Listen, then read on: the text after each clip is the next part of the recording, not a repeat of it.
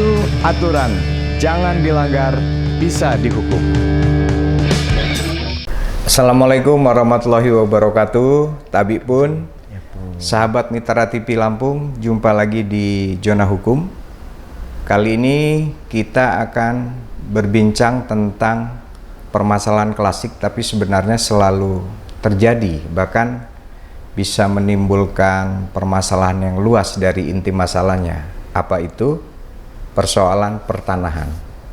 Karena memang Lampung ini masuk kategori yang rawan konflik agraria atau rawan sengketa tanah. Nah, untuk membicarakan tentang hal ini telah hadir bersama saya dua narasumber yang kompeten. Saya perkenalkan kepada sahabat Mitra TV.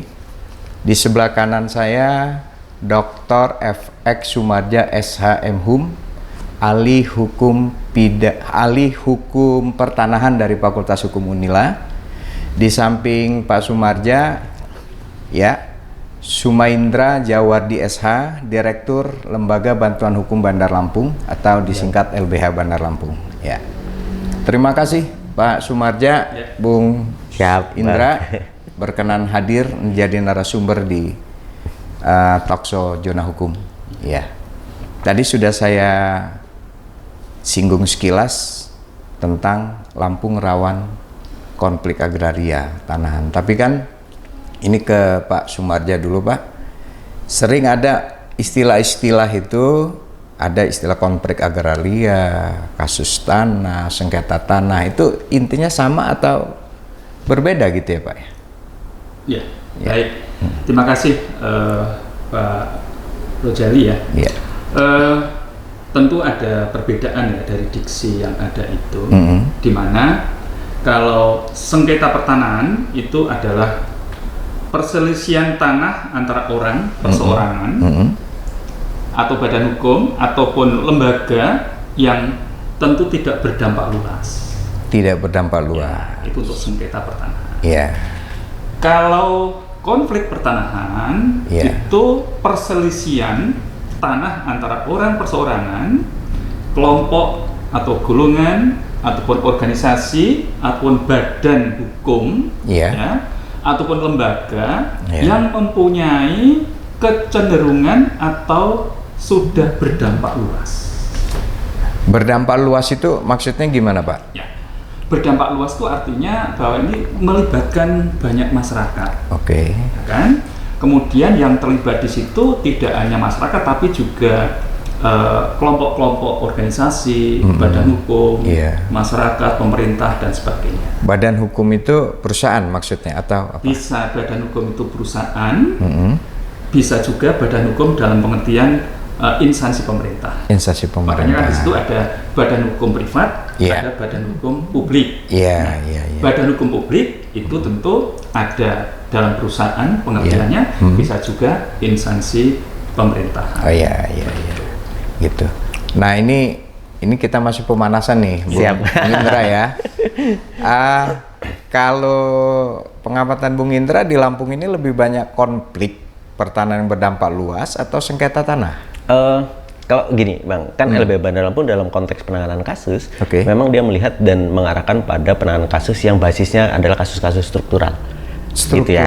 Jadi kalau tadi Pak Marja itu bicara soal sengketa dan konflik, sengketa umumnya lebih ke arah privat ya kan, dan konflik itu lebih luas dan bahkan melibatkan badan hukum perusahaan, negara dan lain sebagainya. Jadi memang banyak kasus yang ditangani oleh LBH Bandar Lampung basisnya itu adalah konflik. Karena apa? Karena masyarakat berhadapan dengan negaranya, masyarakat berhadapan dengan perusahaan, bahkan kadang-kadang masyarakat juga berhadapan dengan mafia tanah yang bekerja secara terorganisir. Nah, situasinya seperti itu sih, Pak. Konflik struktural jadi konflik tanah struktural ya. Nah, kalau pengalaman nih, itu konflik itu bisa sampai menimbulkan korban tidak nih? Ya, dari beberapa penanganan yang dilakukan oleh LBH Bandar Lampung, korban pasti banyak. Artinya dalam konteks korban itu bisa kriminalisasi terhadap masyarakat, intimidasi, bahkan sampai bisa upaya-upaya penangkapan dan lain sebagainya. Bahkan di situasi tertentu banyak juga korban kekerasan yang kemudian dihadapi oleh masyarakat kan gitu. Masyarakat ya. Nah, ini konflik pertanahan atau konflik agraria itu sama aja Mas, agraria pertanahan istilahnya sama itu ya, konflik agraria, konflik pertanahan gitu. Ya sebenarnya kalau dalam diksi ilmu hukum agraria ya, memang pertanahan itu lebih pada spesifik urusan hak penguasaan atas tanah. Tapi kalau konflik agraria itu tidak hanya menyangkut tanah, tapi juga termasuk sumber daya. Gitu. Iya. Nah, bisa nanti konflik kaitannya dengan pertambangan, dengan perikanan. Lebih luas jadi ya. Luas dengan persoalan air. Itu bicara tentang konflik agraria. Tapi kalau di konflik pertanahan memang ya spesifik pada persoalan hak penguasaan atas tanah. Gitu. Ya. Nah, tadi Bung Indra sudah menyampaikan lebih banyak konflik yang sifatnya horizontal gitu loh. Itu.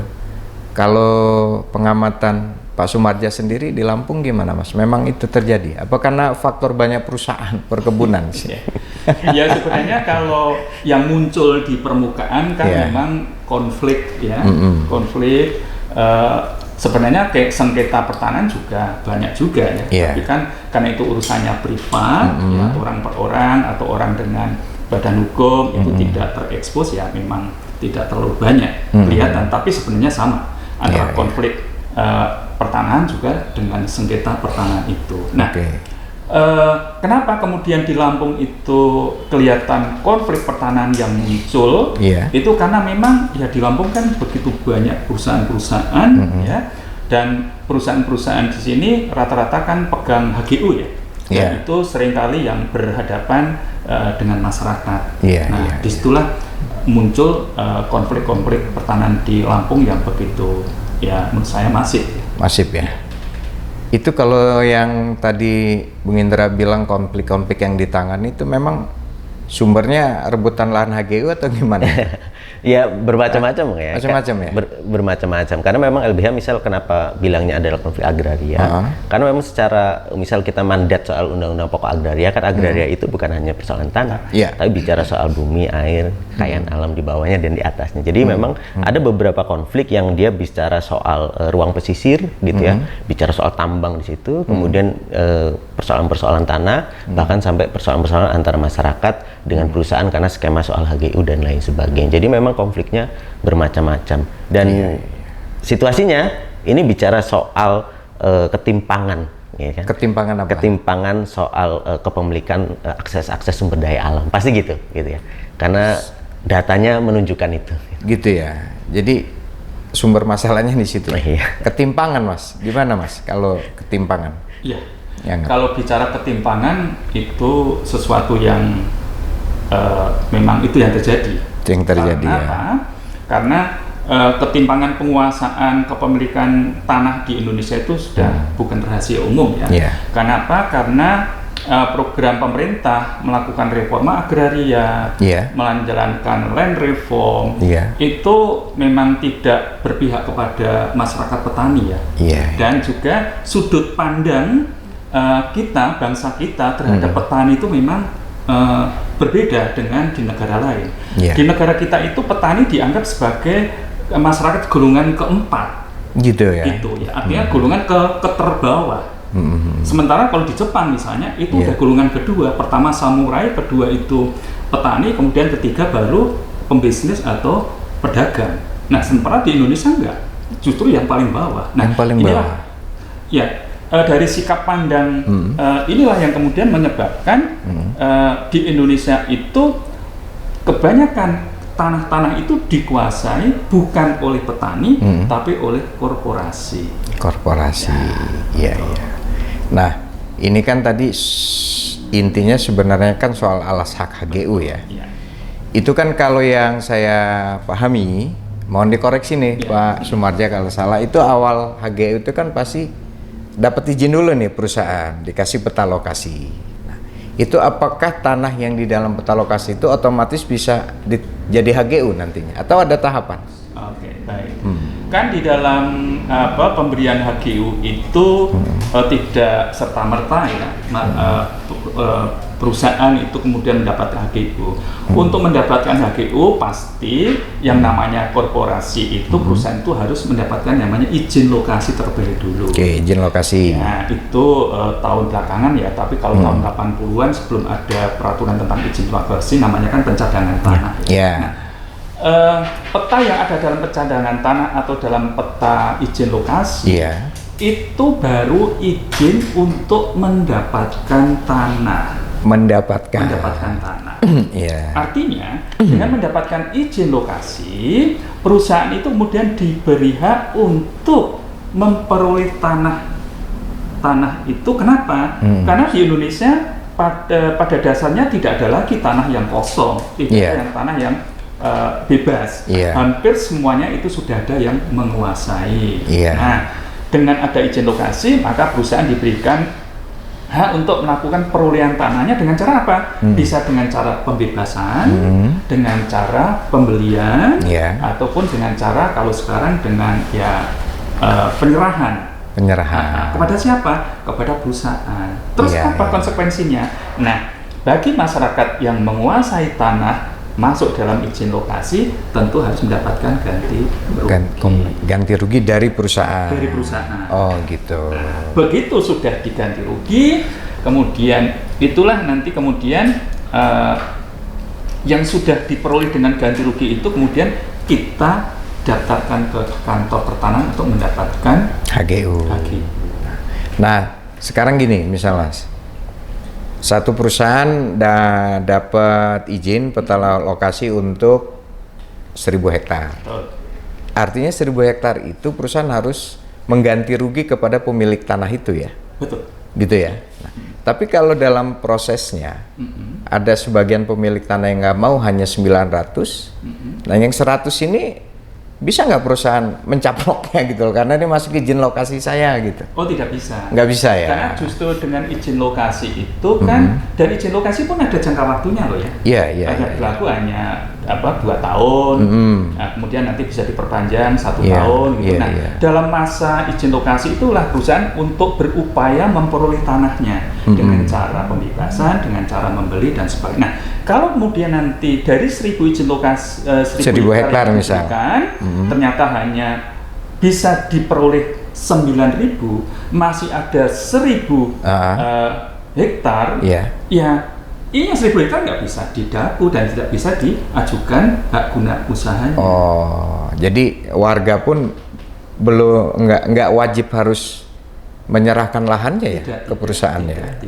Gitu.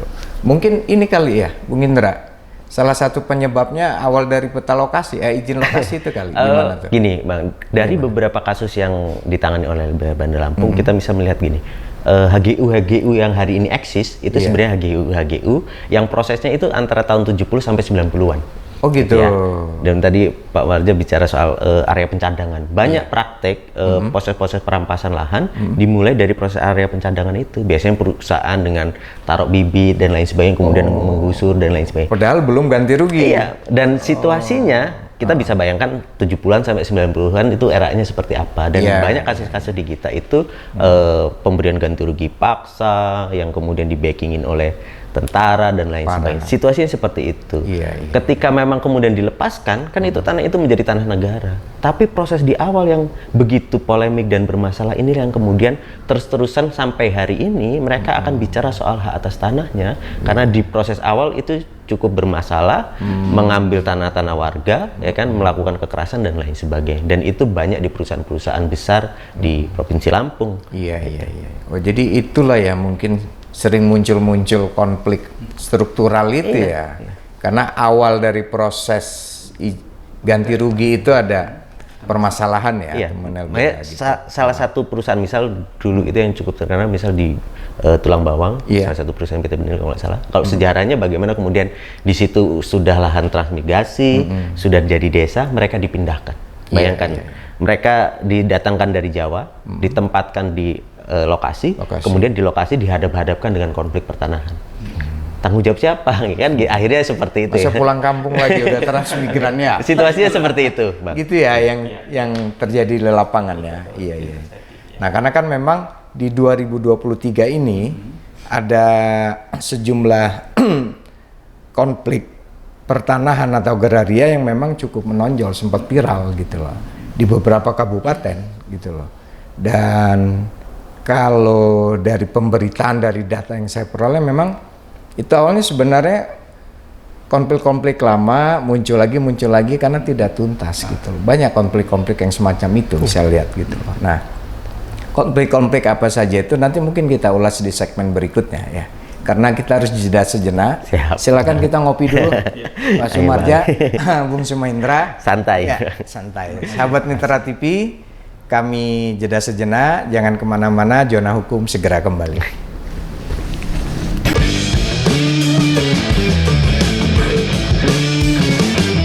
Hukum itu aturan, jangan dilanggar, bisa dihukum.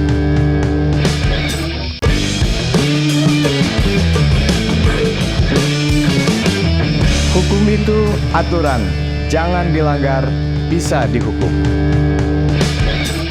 Sahabat Mitra TV, kita lanjutkan perbincangan di segmen kedua ini. Tadi sudah saya sampaikan di segmen sebelumnya, ada beberapa konflik pertanahan atau konflik agraria yang sangat menonjol di Lampung di tahun 2023. Di Lampung Tengah misalnya antara masyarakat dengan PT BSA. Di Tulang Bawang, konflik antara masyarakat dengan PT SIL. Di Lampung Barat, itu ada konflik juga antara masyarakat dengan PT KCMU.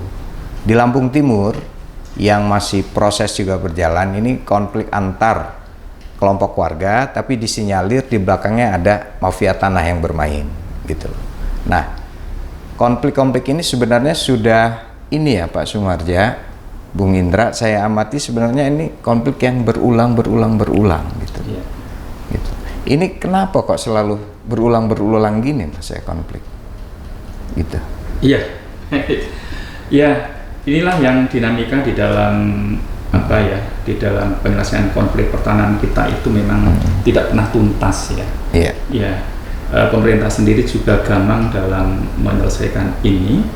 Sementara juga peraturan-peraturan yang dibuat pun itu juga dalam prakteknya itu sulit untuk ditegakkan ya. Gitu. Artinya pemerintah sendiri juga sulit untuk melakukan penegakan hukum terkait dengan peraturan yang sudah dikeluarkan itu. Nah, sehingga konflik-konflik yang terjadi itu kemudian penyelesaiannya hanya sekedar untuk seperti pemadam kebakaran ya. Artinya di sana ada timbul masalah, diredam, selesai.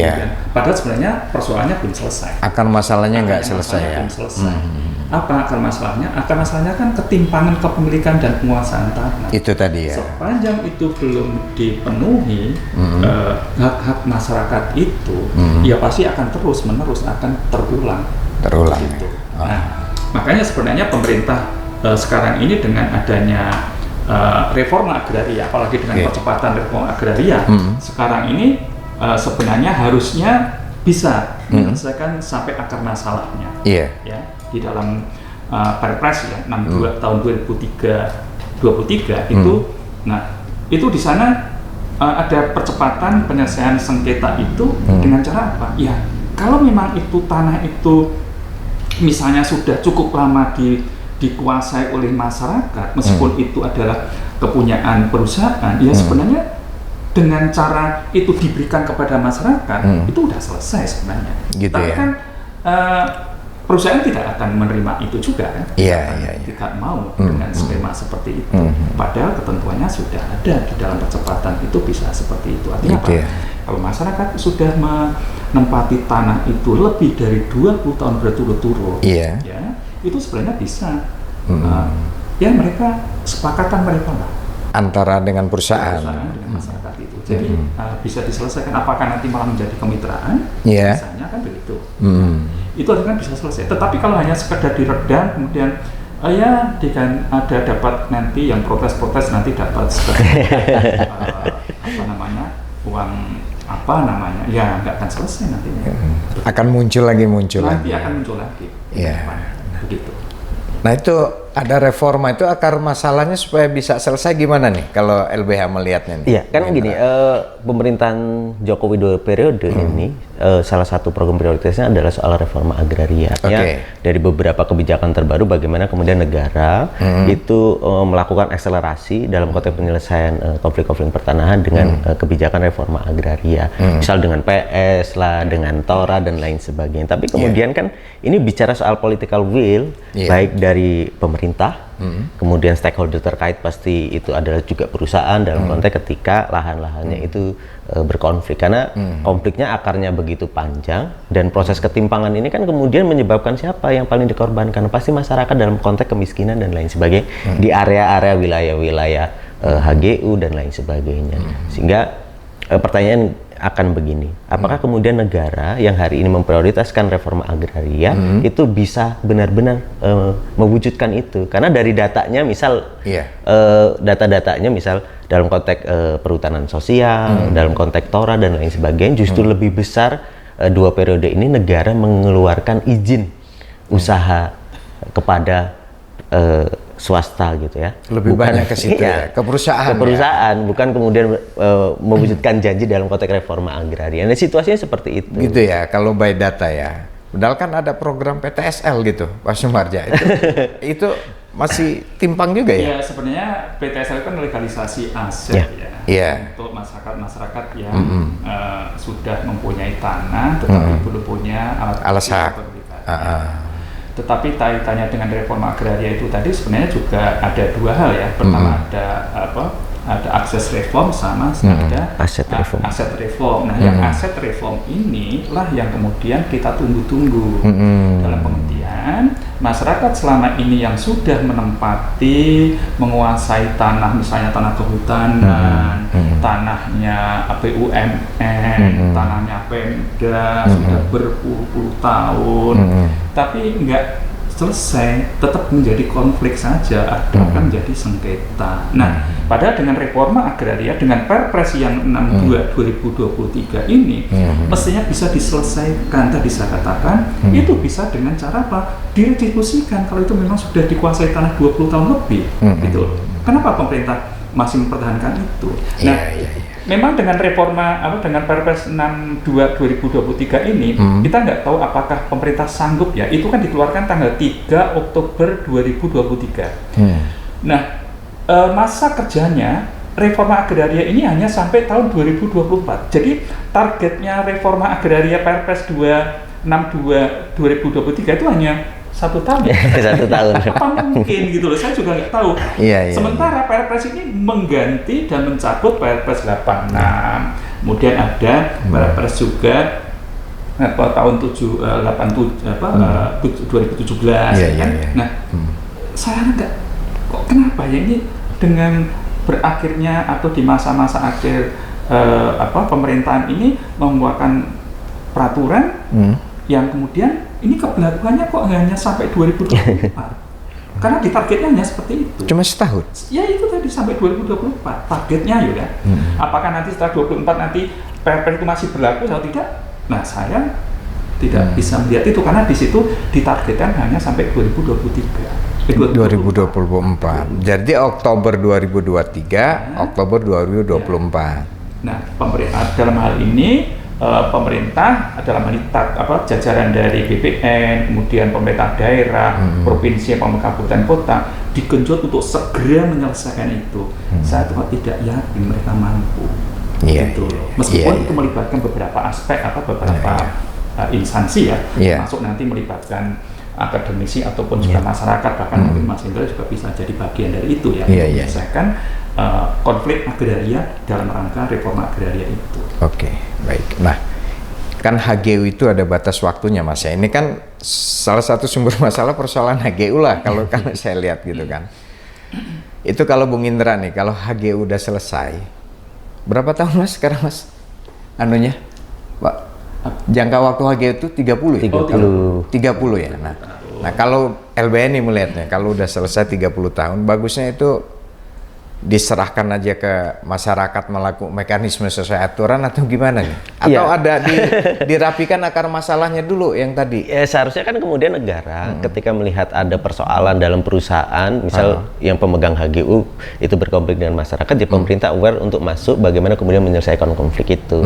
Karena kalau perusahaan pegang HGU dia juga punya prioritas. Salah satunya adalah perpanjangan. Gitu ya. Ketika proses perpanjangan biasanya itu 3 tahun sebelum HGU itu selesai, dia harus perpanjang. Tapi ketika ada konflik, seharusnya negara kemudian memastikan dulu diselesaikan. Kalau nggak selesai ya cabut aja izinnya, gitu ya. Sehingga proses itu memberikan kepastian hukum terhadap masyarakat yang hari ini berkonflik dengan perusahaan dan lain sebagainya. Karena bukan hanya HGU, misal gini, di Provinsi Lampung itu saja ada 111 desa di area kawasan hutan.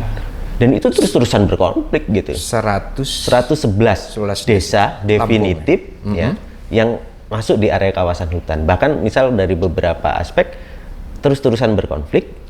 Kemudian paling baru misal di Lampung Timur itu ada seorang kuli panggul kayu yang kemudian dikriminalisasi dengan undang-undang kehutanan. Karena dianggap mencuri kayu di hutan gitu ya? Iya, karena dianggap mencuri kayu di hutan, padahal faktualnya itu adalah tanaman yang ditanam warga, kemudian diambil dan gitu dikriminalisasi. Ya faktual memang tanahnya statusnya area kawasan hutan misal gitu, tapi udah nggak ada hutan lagi. Situasinya seperti itu yang gitu terjadi. Ya, kondisi. Ya.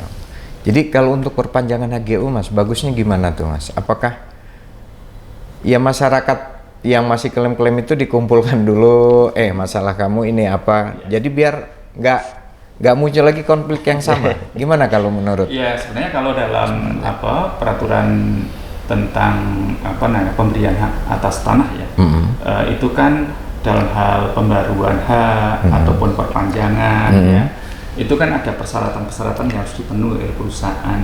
Nah, tadi udah sampaikan Mas Indra bahwa kalau itu nanti persoalan sekarang masih berkonflik, kemudian sudah mau habis masa jangka waktunya, ya jangan kemudian pemerintah kemudian memperpanjang begitu aja, selesaikan dulu konfliknya. Padahal dalam perpanjangan itu ada syaratnya kan. Nah syaratnya apa? Syaratnya adalah untuk perpanjangan itu kalau memang selama dia pegang hak guna usaha itu belum pernah memberikan semacam kemitraan dengan masyarakat dan sebagainya, ada syaratnya sekarang ini apa? 20% dari luasan lahan yang akan diperpanjang HGU-nya itu nanti diperuntukkan untuk masyarakat diredistribusikan. Nah, sebenarnya dengan menyerahkan yang 20% dari luasan lahan yang akan diperpanjang itu, sebenarnya menurut saya bisa untuk menyelesaikan persoalan dengan klaim-klaim masyarakat tadi. Gitu loh sebenarnya. Tapi 20% dari lahan HGU untuk perpanjangan itu nanti dikelola masyarakatnya kerjasama dengan perusahaan atau jadi milik pribadi gitu? Kalau tanahnya menjadi redistribusi diberikan pada masyarakat, persoalan nanti pengelolaannya kemudian itu kemitraan dengan perusahaan, ya monggo, tetapi aturan yang ada itu kan diredistribusikan kepada masyarakat itu karena menjadi objek TORA.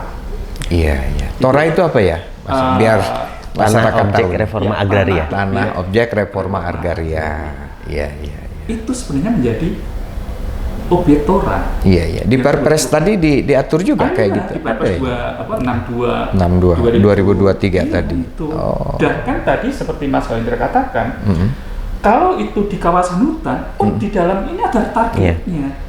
Di dalam kawasan hutan itu sekarang pemerintah punya target untuk menetapkan lahan-lahan yang ada di kawasan hutan itu kalau sudah diduduki dan digunakan oleh masyarakat berturut-turut lebih dari 20 tahun, itu mestinya dilepaskan. Dikeluarkan dari register lah ya kawasan hutan ya. Tidak hanya kawasan hutan, tetapi termasuk di situ adalah kawasan hutan konversi ya, hutan konversi yang dapat di kawasan yang dapat dikonversi. Itu bisa jadi ada kawasan hutan, bisa juga dan kawasan hutan produksi yang dapat dikonversi. Ada 2 macam tadi. Itu sebenarnya pemerintah, tapi apakah 1 tahun ini bisa untuk melaksanakan itu? Itu yang jadi pandangannya. Gitu. Yakin nggak, Indra?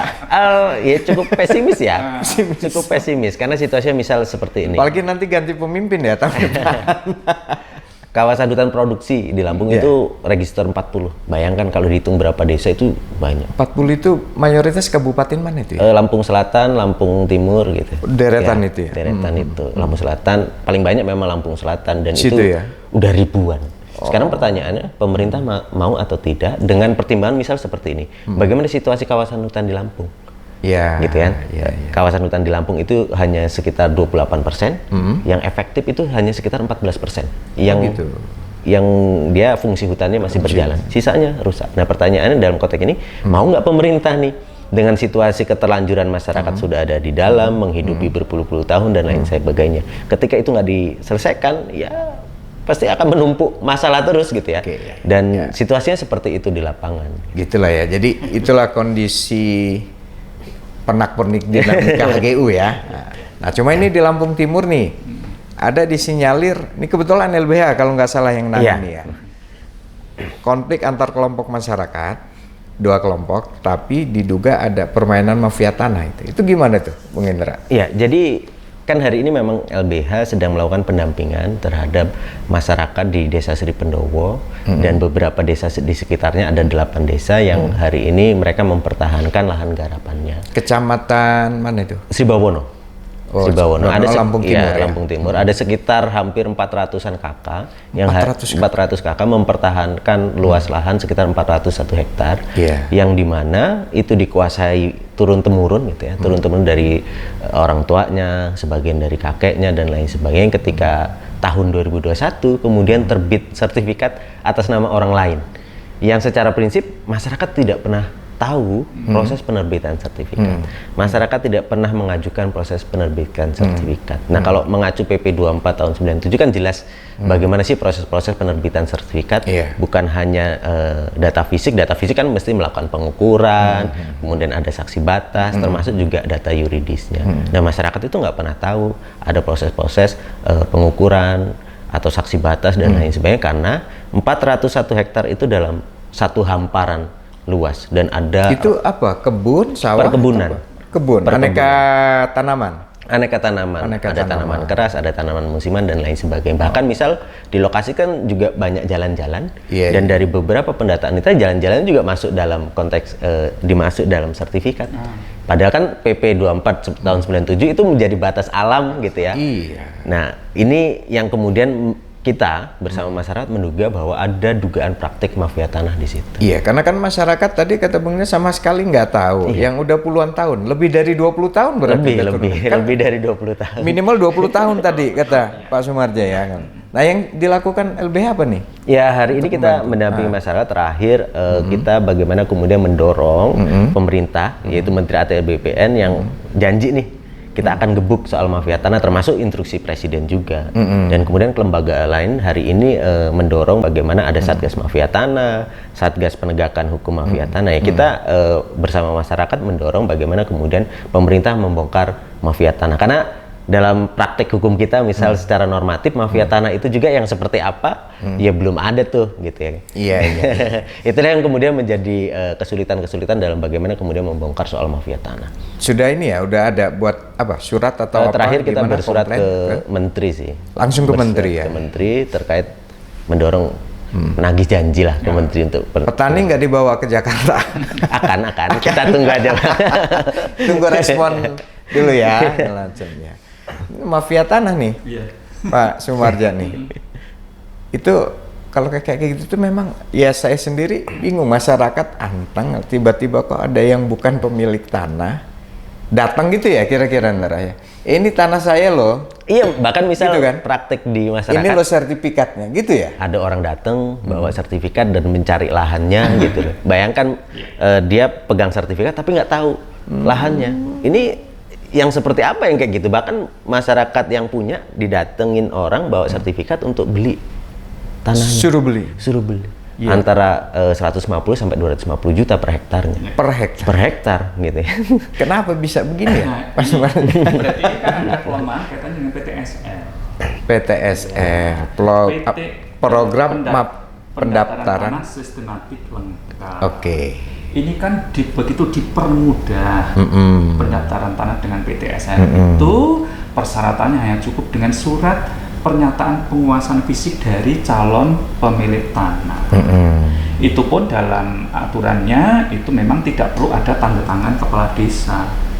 Nah, yang jadi pertanyaan saya kalau terjadi seperti ini tadi, ada orang sudah punya tanah di situ berturun berpuluh-puluh tahun, tapi tiba-tiba muncul begitu banyak sertifikat di situ. Berarti kan dalam waktu pengurusan PTS ada yang tidak pas di situ. Ada prosedur yang dilewati. Bagaimana itu bisa menetapkan batas tanahnya? Batas tanah kan harus melihat dan menunjukkan ini loh pemiliknya, ini loh batasnya siapa. Nah pertanyaan nanti itu kalau nanti diuji pengadilan di tata usaha negara itu bisa kewalahan itu BPN. Kenapa? Tidak bisa menunjukkan siapa dulu yang menunjukkan batas tanah itu. Sementara orang-orang yang menguasai tanah selama ini malah justru tidak menahu bahwa tanahnya itu disertifikatkan. Ini persoalannya PTSA di sini. Berarti dugaan mafia tanah bermain kemungkinan besar terjadi di proses itu ya? Disitulah kemungkinan mafia ya tanah itu terjadi. Ada kelihatan dampaknya tapi nggak kelihatan wujudnya. Gitu. Mafia tanah. Kenapa mafia tanah ini terjadi gitu kan? Terus gimana cara mengatasinya gitu kan Mas? Nanti akan kita bahas di segmen selanjutnya karena kita harus jeda kembali. Sahabat Mitra TV, jangan kemana-mana, kami jeda sejenak. Zona Hukum segera kembali.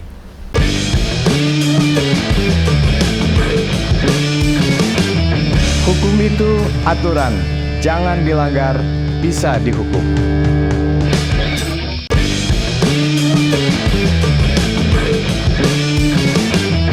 Hukum itu aturan, jangan dilanggar, bisa dihukum. Ya, sahabat Mitra TV, kita lanjutkan perbincangan ini dan tidak terasa sudah masuk segmen ketiga, segmen terakhir. Kita melanjutkan soal mafia tanah nih, Pak Sumaraja, Bung Indra, dan Kepala BPN, Pak Hadi Cahyadi itu dalam diskusi di bulan Juli 2023 itu pernah menyatakan ada 4 daerah atau provinsi yang tingkat temuan mafia tanahnya itu tertinggi di Indonesia. Nomor 1 Riau, nomor 2 Jawa Timur, nomor 3 Sumatera Utara, nomor 4 Lampung, turut serta nih Lampung. Nah, ini mafia tanah ini sebenarnya apa ya, Pak Sumarja? Ya, gini, mafia tanah itu sebenarnya kan apa ya? Jaringan kinerja dari sejumlah orang yang terorganisir. Mereka sangat rapi, sistematis, tampak wajar dan legal. Namun di dalamnya itu tetap terkandung tindakan yang ilegal. Dan pelanggaran hukum yang diorientasikan apa? Untuk memperoleh keuntungan bagi diri mereka dan mendatangkan kerugian bagi pihak lain. Itu mafia tanah ya. Berarti mafia tanah itu nggak mungkin lah ya kalau cuma satu unsur ya. Ya, justru itu makanya yang namanya mafia tanah itu nggak bisa kerja sendiri, Mas. Iya. Tidak bisa kerja sendiri. Iya. Jangan-jangan mafia tanah itu ya melibatkan banyak sekali, mulai dari unsur birokrasi, pemerintahan, dari orang BPN sendiri, dari mungkin pengacara juga ikut, PPAT, notaris juga seringkali terlibat, kan gitu kan? Itulah makanya keahlian mafia tanah itu untuk mencari celah-celah hukum pertanahan, hukum agraria, sehingga mereka bisa bergerak, bisa membuat sesuatu menjadi legal seolah-olah padahal tidak legal. Jadi pasti lebih dari satu unsur ya. Dan itu memang kalau dari data yang saya dapat dari pemberitaan, memang Polda Lampung itu tahun ini pernah 2 kali mengungkap kasus mafia tanah. Itu memang diantara pelakunya itu ada 1 pensiunan polisi, 1 oknum BPN di Lampung Selatan, juru ukur gitu loh. Nah, ini kalau Bung Indra nih, kira-kira di Lampung Timur dugaan nih, analisnya ada nggak oknum BPN bermain di perkara yang tadi jelas? Kan kita bicara soal dugaan bahwa proses-proses yang kita lihat pasti kan dalam konteks penerbitan sertifikat itu nggak bisa dilakukan sepihak kan gitu. Pasti ada BPN. Nah, dalam konteks itu BPN salah satu tugas dan kewajibannya berdasarkan PP 24 tahun 97 adalah bagaimana dia memeriksa data fisiknya, memeriksa data yuridisnya. Karena artinya kalau memeriksa data fisik, mereka akan turun ke lapangan, melakukan pemetaan, melihat apakah benar objeknya ada, kemudian ada proses penunjukan batas, ada saksi. Kan seperti itu. Nah, dari hasil kita pendataan, mencari fakta dan lain sebagainya, hampir 390-an kakak di sana yang menggarap di lokasi itu tidak pernah tahu gitu ya. nggak pernah tahu ada proses pengukuran. Dari 390 kakak yang menggarap di lokasi tersebut tidak ada yang pernah jadi saksi. Terus ini kayak mana nih kan gitu proses penerbitan sertifikatnya, kan itu juga kemudian menjadi pertanyaan. Makanya kenapa kemudian dari beberapa fakta-fakta itu kita menduga bahwa proses itu ada dugaan mafia tanah. Kenapa? Karena mafia tanah pasti bekerja secara terorganisir dan sistematis yang seolah-olah ini legal dan kemudian sudah muncul sertifikat. Nah ini kan yang kemudian kan akan menjadi problematik juga ketika itu sudah muncul sertifikat, karena praktek misal digugat di pengadilan ini sangat formal sekali, gitu ya. Maka akan polemiknya dan kemudian pasti korban akan sulit untuk bagaimana mendapatkan kepastian hukum. Oke. Nah seandainya gini Pak Sumarja, kalau memang ada, kita ambil contoh kasus yang lagi di Lampung Timur gitu, sertifikat disinyalir ini nggak salah prosesnya, disinyalir ya gitu. Itu BPN bisa nggak membatalkan itu tanpa harus, ya biasanya kan senjata BPN itu ya silakan gugat di pengadilan, kami akan ikuti apa putusan pengadilan. Tapi kalau secara aturan bisa nggak BPN membatalkan produknya sendiri, mau HGU, mau HGB atau hak milik gitu, kalau itu ternyata ditemukan ada kesalahan dalam proses itu, gimana itu Pak? Ya, baik, dalam posisi seperti ini BPN bisa ya, karena siapa sih yang bisa membatalkan sebuah produk hukum tata usaha negara itu ya tentu lembaga yang mengeluarkan produk itu. Ya kan? Sehingga kalau itu sertifikat tanah itu diterbitkan oleh Badan Pertanahan Nasional, maka ya Badan Pertanahan Nasional itu yang punya kewenangan untuk membatalkan produk itu, dalam hal ini adalah sertifikat tanah. Nah, tentu ada syaratnya. Kalau itu mau dibatalkan oleh Badan Pertanahan Nasional itu tadi, berarti di situ ada kesalahan prosedur. Nah, di dalam kesalahan prosedur seperti itu, BPN tidak kemudian harus melepas tangan ya, kemudian udah langsung aja ke pengadilan, nggak bisa. Nah, memang di situ sudah ada aturannya ya dalam penyelesaian sengketa pertanahan itu kan BPN sudah punya acuannya ya, sudah punya acuan, mereka akan melakukan apa namanya? Biasanya kajian ya. Kajian. Nah, kajian dokumen-dokumen yang dia keluarkan itu akan dikaji lagi oleh tim. Ya. Nah, kalau memang nanti ternyata di situ ada dokumen-dokumen itu yang salah, tidak benar dan sebagainya, BPN langsung otomatis bisa untuk membatalkan sertifikat itu. Membatalkannya. Ya, tidak harus kemudian diuji ke pengadilan, tidak. Kan begitu. Makanya di situ kan ada kriteria-kriteria yang harus dipenuhi oleh BPN untuk bisa menyelesaikan konflik ataupun sengketa pertanahan di sini. Gitu. Ya. Kalau harapan Bung Indra gitu nggak, BPN akan batalkan atau gimana? Ini soalnya 400 KK loh. Iya pasti harapannya seperti itu ya. Tapi kan ini kan bicara soal praktik bagaimana kemudian BPN mau atau tidak. Misal dari sebelum ini kan ada kasus yang cukup ramai di Lampung Selatan yang kemudian LBH Bandar Lampung juga yang menangani, yang mendampingi. Sampai hari ini juga itu nggak dibatalkan, dan sampai hari ini juga masyarakat masih menunggu soal kepastian hukum terhadap objek tanah yang hari ini mereka duduki. Oh, ada juga kasus di Lampung Selatan? Iya.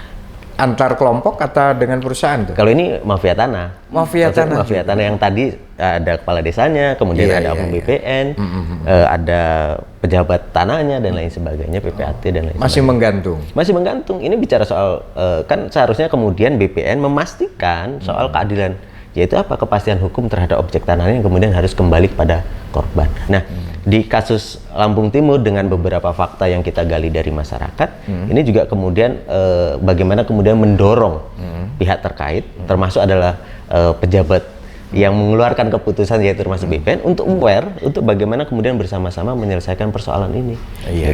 Karena apa? Karena kejahatan mafia tanah itu dia bekerja secara sistematis, terorganisir, nggak hanya satu pihak, dan itu kan sulit.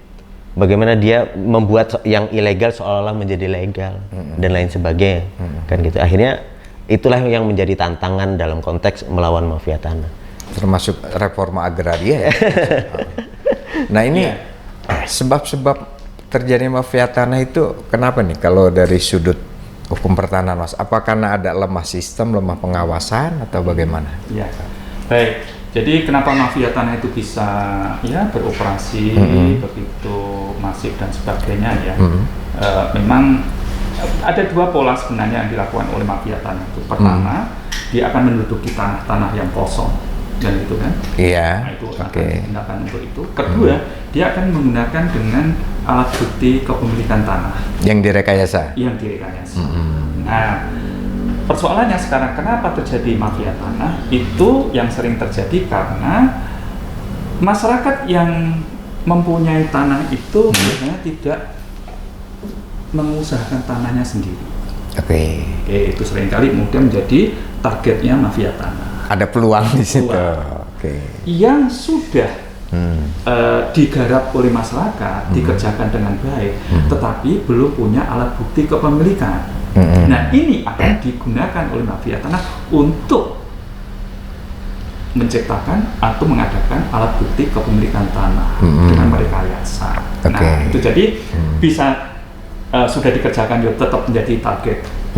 Yang tidak dikerjakan oleh masyarakat juga menjadi target. Nah, itu loh ya. Nah, terus apa masalahnya? Nah, masalahnya adalah menurut saya di sini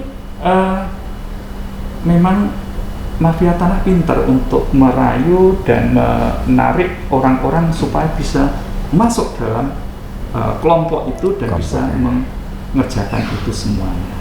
Itu pinternya di situ. Sehingga seringkali orang BPN sendiri atau orang-orang pemerintahan sendiri direkrut begitu tidak sadar bahwa dia itu adalah bagian dari mafia tanah.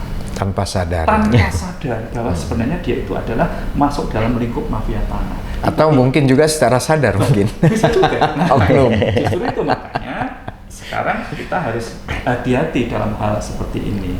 Misalnya diminta untuk tanda tangan kaitannya dengan syarat surat dan sebagainya, kita harus baca dan sebagainya.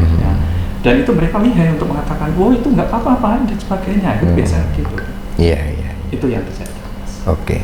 Nah, kalau LBH Bandar Lampung melihatnya, kenapa sih mafia tanah ini terjadi? Yang pertama, kita melihat dari beberapa pola yang kita tangani bahwa biasanya masyarakat yang hari ini menduduki objek tanah itu memang punya sejarah konflik yang panjang, gitu ya. Bahkan dari dua kasus yang kita tangani dan satu yang pernah kita tangani itu, mereka beranggapan bahwa objek yang diduduki mereka, ditempati dan ditinggali itu masih objek area kawasan hutan. Sehingga perspektif masyarakat, karena ini adalah tanah negara, tanah kehutanan, ya mereka nggak akan mengurus administratif pertanahan. Gitu, karena mungkin ditolak gitu ya? Iya, karena mereka beranggapan bahwa objek mereka itu ada area kawasan hutan. Jadi mereka duduki, mereka manfaatkan, mereka tinggali gitu ya. Dan karena celah yang seperti itulah kemudian ada orang yang tahu bahwa statusnya di luar area kawasan hutan, sehingga mereka mengambil celah itu untuk bagaimana melakukan kerja-kerja mafia tanah itu. Nah, situasinya seperti itu. Gitu ya. Jadi, nah kembali soal kawasan hutan ini. Tadi ada berapa? 111 desa definitif. Nah, jangan-jangan itu memang belum ada alas hak tuh. Iya pasti. Masyarakatnya kalau dia desa-desa yang berada di area kawasan hutan, pasti dia nggak ada alas hak. Nggak ada alas hak. Pasti nggak ada alas hak. Itu gimana kalau Pak Sumarja? Apa ya segera aja lah kehutanan melepaskan, terus yang lama ya terbitkanlah sertifikat. Gimana itu? Setuju ya? Karena di Lampung juga sudah ada. Karena kalau nggak nanti mafia tanah lagi bermain. Karena di Lampung sudah ada kok contohnya. Di mana? Di Sumberjaya. Di Desa Sukapura, tahun 2023 ini berhasil dia melepaskan kawasan hutan itu untuk diberikan kepada masyarakat yang memang Desa Sukapura. Sukapura. Ya memang selama ini sudah dia kuasai dari zaman tahun 53 ya, dengan benar. Transmigrasi zamannya Soekarno itu kan, dia sudah kuasai dari tahun 53, baru tahun 2023 berhasil untuk itu dilepaskan oleh Kementerian Kehutanan. Padahal reforma agraria sekarang lebih banyak sebenarnya yang mau dilepaskan. Nah, makanya nanti kalau masyarakat tidak tahu terkait dengan informasi seperti ini akan dimanfaatkan oleh mafia tanah. Yang tidak berhak menjadi punya, yang mestinya berhak malah nggak mendapatkan apa-apa. Itu yang kekhawatiran kita. Nah, LBH gimana nih rencana? Mau nggak melakukan pendampingan ke masyarakat yang definitif nih? Membantu? Ya kan kalau LBH kan secara prinsip memang sebelumnya banyak pendampingan khususnya masyarakat di area kawasan hutan, kemudian masyarakat yang berkonflik. Nah, kalau bicara soal Sukapura, kan berpuluh-puluh tahun mereka berkonflik. Sukapura itu di Lampung Barat ya, Sumber Jaya. Lampung Barat. Mereka itu hasil transmigrasi yang diantar langsung oleh Presiden Soekarno. Gitu ya, diantar gitu langsung. Sejarahnya. Iya, diantar langsung dan kemudian di sini dia dihadap-hadapkan pada konteks konflik agraria. Padahal dulu diantar dikasih tanah ini kamu, tiba-tiba muncul ini masuk register gitu. Iya.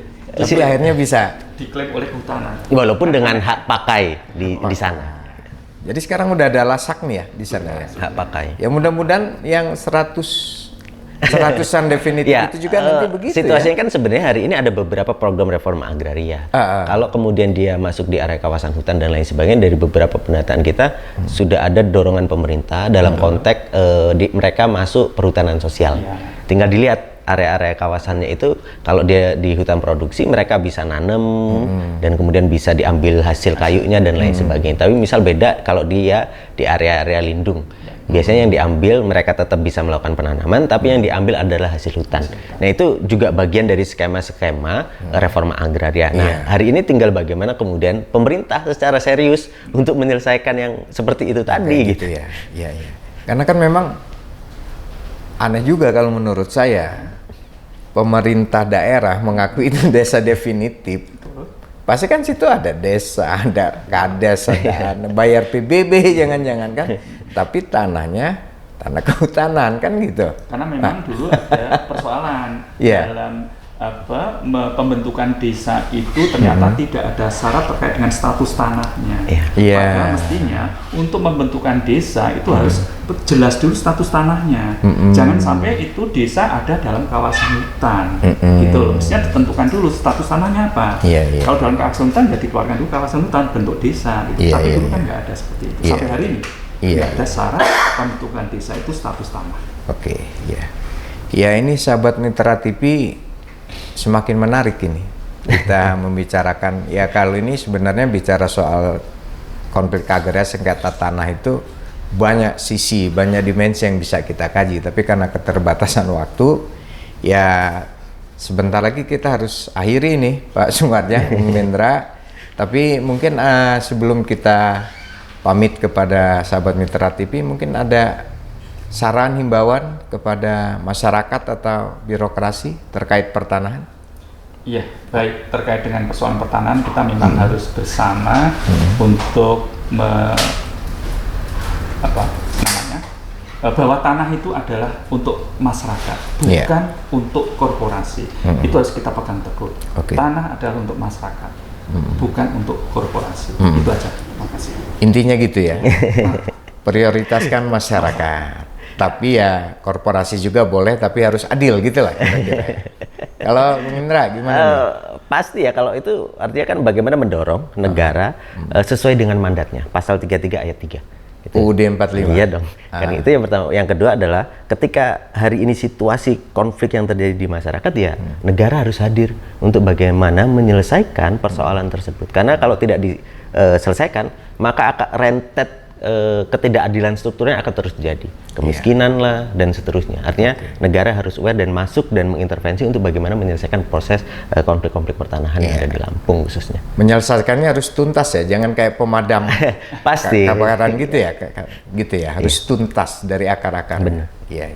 Jadi intinya Pak Sumarja, Bung Indra, bagaimana pertanahan ini ya semua pihak itu harus taat aturan ya, taat hukum ngelanceng. Gitu ya. Di luar itu ya terjadilah konflik yang berkelanjutan gitu ya. Karena memang kan hukum itu kan aturan gitu ya. Iya. Dan gitu sahabat Mitra TV, intinya adalah bagaimana semua kita bisa menaati aturan-aturan yang berlaku, bukan hanya di pertanahan, di hal lainnya. Karena kan hukum itu adalah aturan, jangan dilanggar, bisa dihukum. Kita berpisah, sampai jumpa di zona hukum berikutnya. Saya Rojo Umar pamit. Wassalamualaikum warahmatullahi wabarakatuh. Salam zona hukum. Ya. Makasih. Ya.